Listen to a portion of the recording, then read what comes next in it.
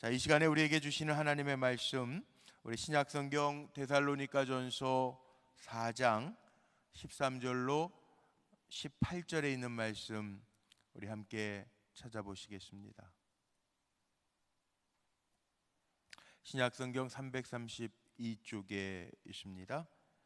데살로니가전서 4장 13절에서 18절에 있는 말씀 교독하겠습니다. 제가 먼저 13절 말씀 받들어 읽겠습니다. 형제들아, 자는 자들에 관하여는 너희가 알지 못함을 우리가 원하지 아니하노니, 이는 소망 없는 다른 이와 같이 슬퍼하지 않게 하려 함이라.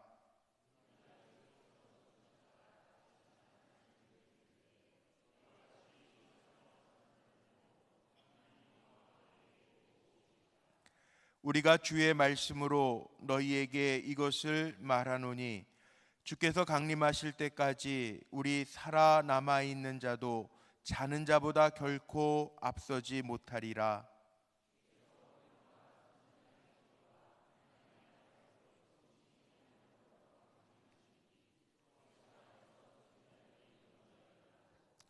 그 후에 우리 살아남은 자들도 그들과 함께 구름 속으로 끌어올려 공중에서 주를 영접하게 하시리니, 그리하여 우리가 항상 주와 함께 있으리라. 그러므로 이러한 말로 서로 위로하라. 아멘. 아멘. 이 시간에는 세일의 20번째 날 깨우면서 마지막 날의 위로라고 하는 제목으로 하나님의 말씀을 잠시 나누려고 합니다. 오늘 읽은 데살로니가전서 4장 18절 말씀에 보면 이러한 말로 서로 위로해라 라고 하는 말씀이 나오는데, 이러한 말이 뭘까? 우리가 그동안 하나님의 위로하심을 기대하면서 지금까지 20날 깨우며 달려왔는데, 이러한 말로 서로 위로해라 그랬는데, 그 말씀은 13절 마지막에 나와 있는 것처럼 소망 없는 다른 이와 같이 슬퍼하지 않게 하려 함이라. 우리에게는 부활의 소망이 있음을 기억하고 죽음이 끝이 아님을 기억하고 위로할 수 있는 우리 성도님들 되시기를 주님의 이름으로 축복합니다. 오늘 HFC 귀한 찬양으로 영광 돌려주시고 우리에게 큰 은혜 주셨는데, 주님의 십자가로 시작해서 죽음으로 끝난 것이 아니라 부활로 찬양했습니다. 이러한 말로 서로 위로하라는 거예요. 우리에게는 다른 이들과 같이 슬퍼하지 않게 하려 함이라. 죽음이 끝이 아니라 우리에게는 부활의 소망이 있음을 알리고 선포할 수 있는, 부활의 소망이 우리에게 위로가 되는 은혜가 있으시기를 주님의 이름으로 축복합니다. 14절 말씀해 보니까 우리가 예수께서 죽으셨다가 다시 살아나심을 믿을진대. 오늘 우리가 위로받아야 될 게 이겁니다. 주님이 다시 살아나실 것. 지금 주님이 성금요일 우리를 위해서 십자가를 지셨는데, 다시 부활하실 주님, 다시 살아나심을 믿을진대 부활의 주님을 바라볼 수 있는, 그래서 부활의 주님이 나에게 위로가 되는 은혜를 경험하시기를 주님의 이름으로 축복합니다. 그리고 그 주님은 오늘 17절 마지막에 보니까 우리가 항상 주와 함께 있으리라. 우리 한 번만 같이 따라해 볼까요? 우리가 항상 주와 함께 같이 있으리라.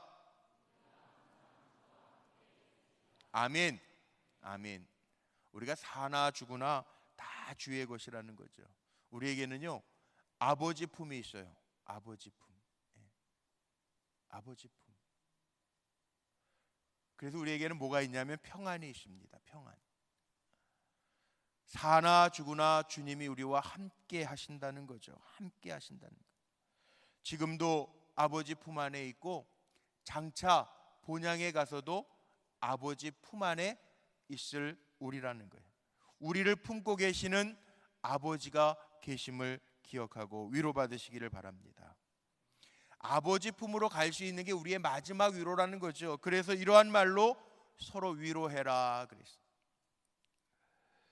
가장 큰 위로이기도 합니다. 제가 얼마 전에도 간증한 것처럼 15년 전에 저도 캐나다에서 있을 때 어머니가 쓰러지셔서 병상 중환자실에서 열 이틀을 제가 밤에 지키다가 천국을 가셨어요. 근데 처음 캐나다에서 쓰러지셨다라고 하는 소식을 듣고 정말 엉엉 울었습니다. 그런데 제가 위로받았던 건 그때 하나님 저에게 주셨던 음성이었어요. 내 어머니이기 전에 내 사랑하는 딸이라. 지금도 생생하게 기억하는 하나님의 위로의 말씀이었어요. 하나님이 내 사랑하는 딸이라고 하셨기 때문에 그게 위로가 되더라고요. 아버지의 품이 있으니 위로가 되더라고요. 부목사 시절에 동료 부목 같이 우리 불꽃교회에서 섬겼던 목사님의 장모님이 세상을 떠나시기 전에 유언처럼 떠나시는 날 아침에 그런 간증을 해서 위로가 되었다라고 하는 고백을 들은 적이 있어요. 그 목사님의 장모님이 세상 떠나는 날 아침에요, 자녀들을 다 불러 모으고 하나님께서 나에게 천국을 보여주셨는데 너무너무 아름답고 좋더라, 걱정하지 마라, 천국에서 만나자 그랬는데, 그리고 몇 시간 후에 세상을 떠나셨는데요, 그 어머님이 마지막에 남겨놓으신 그 고백이 위로가 되더라는 거예요. 우리 교회도 작년에 우리 교회 권사님 아버님 장로님이 천국에 가셨는데요, 정신이 왔다 갔다 하셨는데 마지막 순간에는요, 근데 돌아가시기 몇 시간 전에 자녀들을 불러놓으시고 천국 보고 왔다고, 하나님이 나를 먼저 천국 보여주셨다고, 걱정하지 말라고, 이제 천국에서 만나자라고 이야기하고 천국을 가셨는데, 그 마지막에 남겨놓은 아버지의 위로가 천국을 보았다라고 하는, 아버지 나라를 보았다라고 하는, 하나님이 나를 반겨주시고 보여주셨다라고 하는 그 나라를 들으니까 위로가 되더라는 거예요. 우리에게는요, 죽음이 끝이 아니라는 겁니다. 나사로가 장례식이 끝난 후에 예수님이 마르다의 집을 방문하셨는데, 마르다가 예수님 앞에 요한복음 11장 말씀에 보면 이런 말을 하죠. 요한복음 11장 21절에 마르다가 예수님께 이렇게 여쭙니다. 주께서 여기 계셨더라면 내 오라비가 죽지 아니하였겠나이다. 그렇게 고백해요. 왜냐하면 예수님께 나사로, 주님이 사랑하셨던 나사로가 위독하다라고 하는 얘기를 했는데 예수님이 사흘 동안 지체를 하셨거든요. 이미 죽어 무덤에 장사된 지 사흘이 지나서 저의 몸에서 썩은 냄새가 납니다 고백하는데, 마르다 입장에서 보면 예수님이 야속한 거죠. 예수님께 기별을 했는데 예수님이 빨리 안 오셨어요. 어떻게 보면 이 이야기 속에는 사람들이 가지고 있는 죽음에 대한 인식이 깔려 있는데, 산 사람은 예수님이 어떻게 하실 수 있어도 죽은 사람은 예수님이 어떻게 하실 수 없나 보다 라는, 죽음이 끝이다라고 하는 생각에 사로잡혀 있습니다. 데살로니가 교회 성도들도 마찬가지입니다. 데살로니가 전서는 사도 바울이 쓴 서신 가운데 가장 먼저 기록된 서신이라고 이야기를 해요. 그러니까 데살로니가에 있는 성도들은 예수 믿은 지 얼마 안 된 상태예요. 예수 믿은 지 얼마 안 된 상태이니까 죽은 사람은 어찌할 수 없을 거라고 하는 생각이 데살로니가 교인들의 마음속에도 있었습니다. 어려움이 있었겠죠. 또 데살로니가 전서나 후서를 읽어보면 박해 상황 가운데 있음을 알 수가 있죠. 그러니까 데살로니가 교회 성도들은 어떤 마음을 가지고 있냐면, 죽기 전에 예수님 오셨으면 좋겠다라는 마음을, 죽음을 보지 아니하고 주님을 만날 수 있었으면 좋겠다라는 기대감을 가지고 살았습니다. 그래서 데살로니가전서 5장 1절 말씀 보면 주의 날은 도적과 같이 온다라고 하는 표현을 사도 바울이 하고 있고요. 데살로니가 후서 2장 1절로 2절 말씀에 보면 주의 날이 이르렀다고 해서 쉽게 마음이 흔들리거나 두려워하지 말고 살아야 된다라고 하는 사도 바울의 교훈이 있습니다. 사도 바울은 이런 데살로니가 성도들을 향해서 뭐라고 이야기하냐면, 오늘 말씀 속에 나와 있는 것처럼 소망이 없는 다른 사람들처럼 슬퍼하지 말라, 이렇게 얘기합니다. 죽음이 끝이 아니라는 얘기. 그리고 14절 말씀에 오늘 본문 가운데 보니까 우리가 예수께서 죽으셨다가 다시 살아나심을 믿을진데, 이렇게 말씀하고 있어요. 자, 우리에게도 마찬가지입니다. 우리에게도요, 위로의 말씀이 있어요. 우리 한 번만 따라해 볼까요? 죽으셨다가 다시 살아나심을 믿을진데. 아멘. 이게 부활의 소망이요, 우리 기독교인들에게는 키워드입니다. 핵심 신앙입니다. 죽음은 이미 정복된 겁니다. 오늘 아버지 품으로 찬양 주제를 가지고 찬양해 주신 HFC 중창단의 마지막 찬양곡이요, 예수 다시 사셨네잖아요. 죽음이 끝이 아니라 죽음을 이기신 예수 그리스도의 부활을 노래했잖아요. 부활은요, 전 인류에게 주신 하나님의 선물인 줄로 믿습니다. 부활이 없으면 기독교는 죽은 종교가 됩니다. 고린도전서 15장 17절 이하의 말씀에 보니까 그리스도께서 다시 사신 것이 없으면 너희의 믿음도 헛되고 너희가 여전히 죄 가운데 있을 것이요, 또한 그리스도 안에서 잠자는 자도 망하였으리니 만일 그리스도 안에서 우리가 바라는 것이 다만 이생뿐이면 모든 사람 가운데 우리가 가장 불쌍한 자니라, 이렇게 기록하고 있습니다. 사도 바울이 이야기하는, 만약 부활이 없으면, 우리에게 다시 살아나신 예수 그리스도를 믿지 못한다면 우리가 가장 불쌍한 자라는 거예요. 사람들은 그렇게 표현합니다. 예수 그리스도의 부활이 유일한 사건이라고. 그래서 과학적으로 증명할 수 없다고 이야기해요. 그런데 성경 안에는요, 유일한 사건이 수도 없이 많이 즐비하게 기록되어져 있어요. 하나님이 세상을 창조하신 사건도 유일한 사건입니다. 홍해 바다를 갈라놓으신 사건도 유일한 사건입니다. 죽은 사람이 부활한 것도 유일한 사건입니다. 부활의 사건은 유일하잖아요. 천국이요, 새 하늘과 새 땅, 우리 부활할 믿는 사람에게 주어진 소망이고 유일한 일입니다. 이것이 위로라는 거예요. 그리고 우리는 위로 삼아야 될 것이 있는데, 죽는 것으로 끝이 아니라 우리에게 부활을 주신 것, 이게 소망이고 우리에게 위로가 되어서 이 말로 서로 위로하라는 거예요. 이 말로 서로 위로하라는 거예요.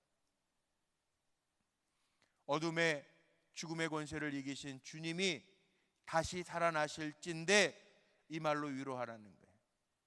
이 말로 우리에게 위로를 삼고 살라는 거예요. 그 주님이 우리와 함께 하신다는 거예요. 옆에 있는 분들에게 우리 인사 한번 할까요?